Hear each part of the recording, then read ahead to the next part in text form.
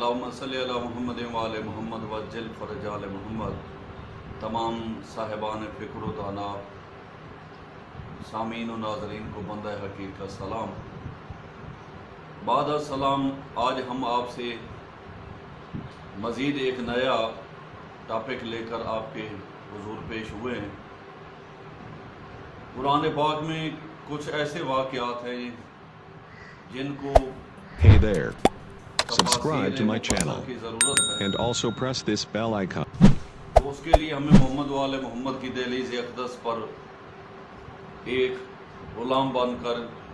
پیش ہونا پڑے گا۔ جی ہاں، آج ہم آپ سے بہشت شداد کے متعلق کچھ بیان کرنا چاہتے ہیں۔ اللہ پاک کے کلام صادق و مصدق فصیح و بلیغ اس کلام میں مالک کائنات کا فرمان اقدس ہے، فَبِأَيِّ آلَاءِ رَبِّكُمَا تُكَذِّبَانِ، کہ اللہ پاک کی کون کون سی نعمت ہائے عظیم کو تم جھٹلاؤ گے۔ ہم جنت جہنم اس کا کنسیپٹ تو رکھ سکتے ہیں، اس پر ایمان بھی نہ لائیں تب بھی کافر و مشرک ہیں اور خدا بندے رب کائنات کی اس کلمہ عظیم کے انکاری ہیں۔ ہم خود نہیں بنا سکتے، ہمیں اس کی اجازت نہیں ہے کہ ہم جہنم تیار کر کے لوگوں کو اس میں سزا و جزا دینا شروع کر دیں یا جنت کی تقسیم کرنا شروع کر دیں۔ ہاں، کچھ ایسا ہی ہوا اس روئے زمین کے کسی خطہ پر کہ شداد جیسے ایک خبیث نے اپنے لیے محلات عظیم کی تعمیر کروا کر اس کا نام بہشت رکھ دیا، اور پھر خدا بند کائنات نے اس میں اس کو داخل ہونے کی جرأت و قوت سے محروم کر دیا۔ جی ہاں، شداد ایک کافر و مشرک اور مالک کائنات کی لا شریکی سے انکار کرتا تھا۔ خدا بندی دعویٰ تو بہت سے لوگوں نے کیا اور وہ مردود و ملعون ہو کر اس دنیا فانی سے جہنم کی طرف انہوں نے راہ لی۔ بہشت کے متعلق آپ صاحبان نے قرآن مقدس میں نام عظیم تو سنا ہے۔ یہ ایک بہشت وہ ہے جس کے لیے صاحبان مومنین و مسلمین کے لیے اجر و ثواب حاصل کرنے کے لیے مالک کائنات نے ایک گھر تعمیر کیا ہے، جس کا کنسیپٹ ہمارے پاس قرآن پاک کی چند آیات میں تو ظاہر ہوا ہے، اور وہ غلمان کا تعلق بھی جنت میں ہے، بہشت میں ہے، جو خدمات مومنین کریں گے۔ تو ان نعمت عظمیٰ میں سے سب سے فضیلت اور عرفہ و اعلیٰ مقام رکھنے والے انبیاء اور رسل و پیغمبران مقربین اور دیگر ملائکہ مقربین بھی ہیں، لیکن سرکار محمد مصطفیٰ کا فرمان اقدس ہے کہ انبیاء اور رسل و پیغمبران میں سب سے زیادہ عرفہ و اعلیٰ،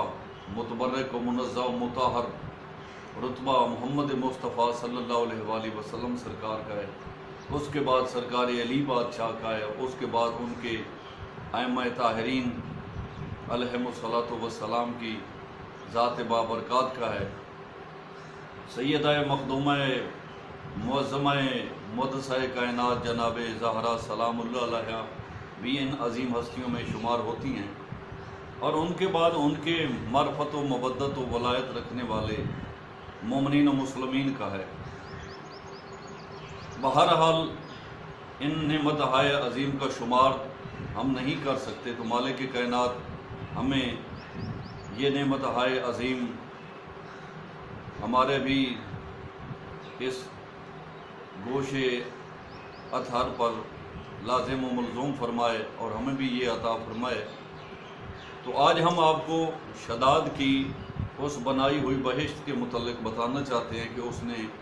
کیسے بنوائی، اس کا طول و عرض کتنا تھا، اور وہ کتنے سالوں میں بنی اور کن کن چیزوں سے بنی۔ شداد اور شدید عاد کے دو بیٹے تھے۔ عاد بھی کیونکہ اپنے زمانہ میں ایک کافر و مشرک اور ملعون انسان تھا۔ اس کے مرنے کے بعد شدید جو ہے وہ عاد کی جگہ پر اپنے منصب بادشاہت پر فائز ہوا، اور اس کے مرنے کے بعد یہ شداد جو ہے یہ بادشاہ بنا۔ شداد کیونکہ دنیاوی خوبصورتی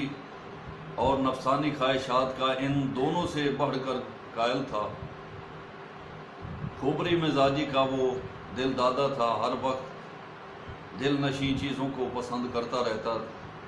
تو اس کے دل میں یہ ایک مزید بات اٹھی کہ میں ایک ایسا اپنے لیے وسیع و عریض نفاست و نزاکت اور خوبصورتی سے بنے ہوئے محل کو نہ تعمیر کرواؤں جو دنیا پر کبھی کسی نے بنایا نہ ہو، کبھی کسی نے اس کی خواہش نہ کی ہو، اور ایسے محل میں رہنے والا صرف وہ شداد ہی ایک انسان ہو۔ تو شداد نے اپنے تمام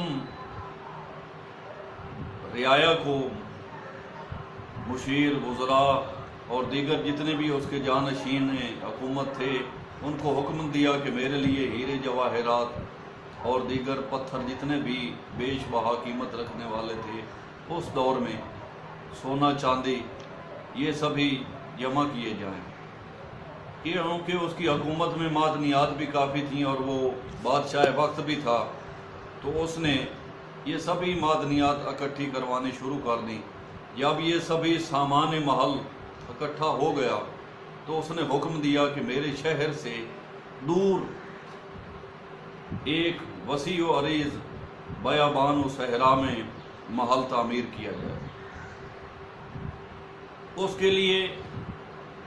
100 بندہ چنا گیا جو اس کے منتظم خاص تھے۔ جیسے آپ کہہ سکتے ہیں کہ ایک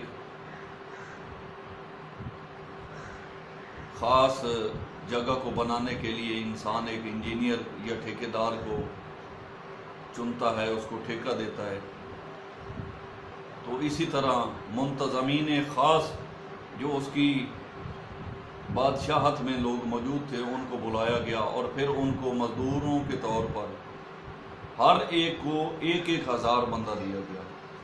کہ میرے لیے میری اس خواہش نفسانی کو جلد از جلد بناوٹ کے طور پر پیش کیا جائے تاکہ میں اپنی زندگی میں اس کو پا سکوں اور اس کی سہولت مجھ پر میسر ہو، اور میں ایک چیلنج کے طور پر دکھا جاؤں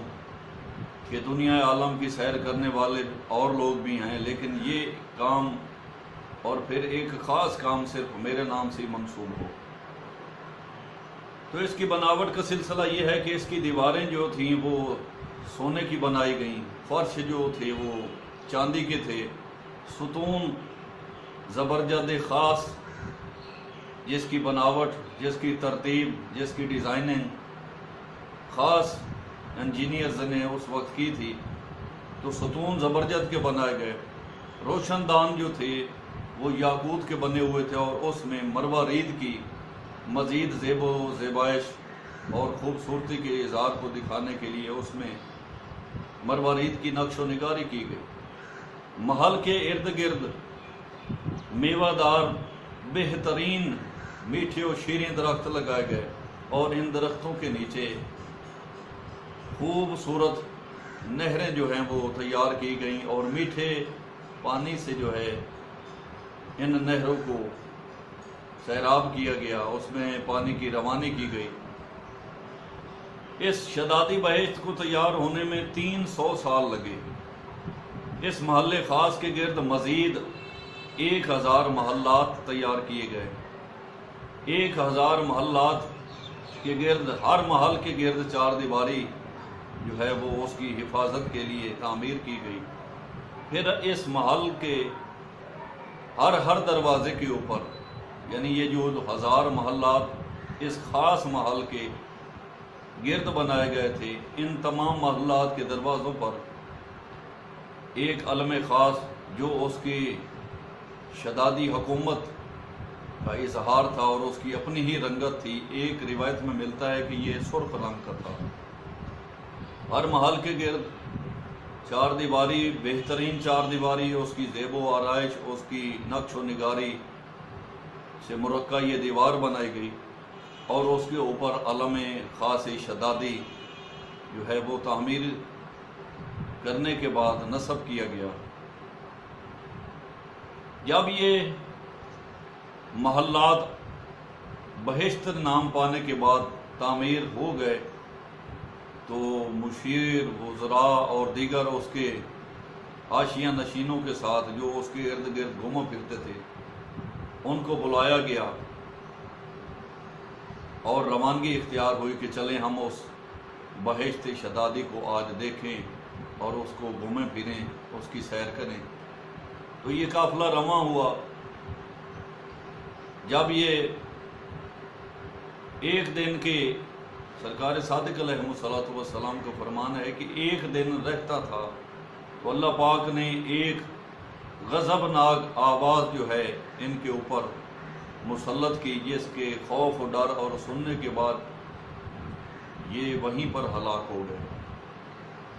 تو ان کا وہ بہشت کو دیکھنا اور اس میں سیر کرنا اور اس میں رہائش کرنا اور اپنی ایک شدادی طاقت کو لوگوں کو دکھلانا کہ لو میں نے نعمت ہائے عظمائے الہیہ کے مخالفت میں یا اس کے مد مقابل میں تعمیر کی ہے، آؤ تم بھی دیکھو۔ کیونکہ آدم علیہ السلام سے لے کر سرکار حجت اللہ، سرکار قائم بادشاہ تک کا یہ ایک اسلامی تاریخی تنزیل تھی کہ آدم علیہ السلام سے لے کر جناب مہدی بادشاہ تک جنت کو بھی تعلیم کے طور پر بتایا گیا تھا کہ اگر تم اعمال صالح بجا لاؤ گے تو تمہیں جنتیں ملیں گی۔ بہرحال یہ پیچھے ہلاک ہو گئے تو مختلف کتب ہائے آسمانی جو اللہ پاک کی طرف سے تنزیل ہوئے تھے ان میں یہ ذکر آتا ہے کہ سب سے پہلے جو اس جنت شدادی کو دیکھنے کے لیے بندہ داخل ہوا تھا تو وہ اس طرح تھا کہ اس کا اونٹ گم ہو گیا تھا اور وہ ڈھونڈتا ڈھونڈتا اس اونٹ کو اس میں داخل ہو گیا اور اس نے دیکھا کہ ایک نہایت ہی زیب و زیبائی سے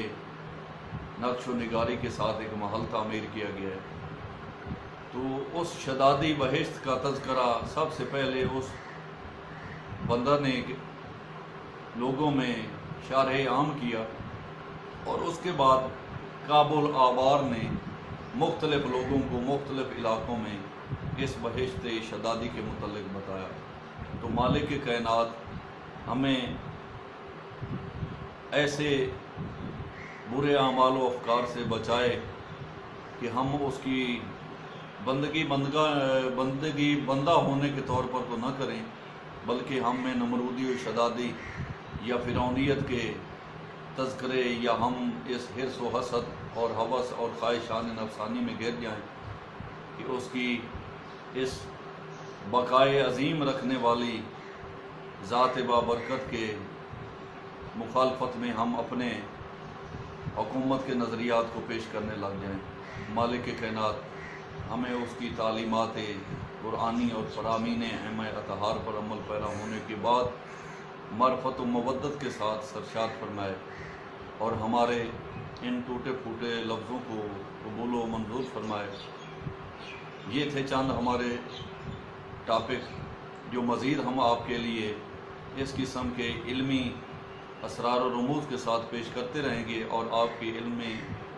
اضافہ ہوگا اور آپ استفادہ حاصل کریں گے۔ اپنی دعاؤں میں یاد رکھیں،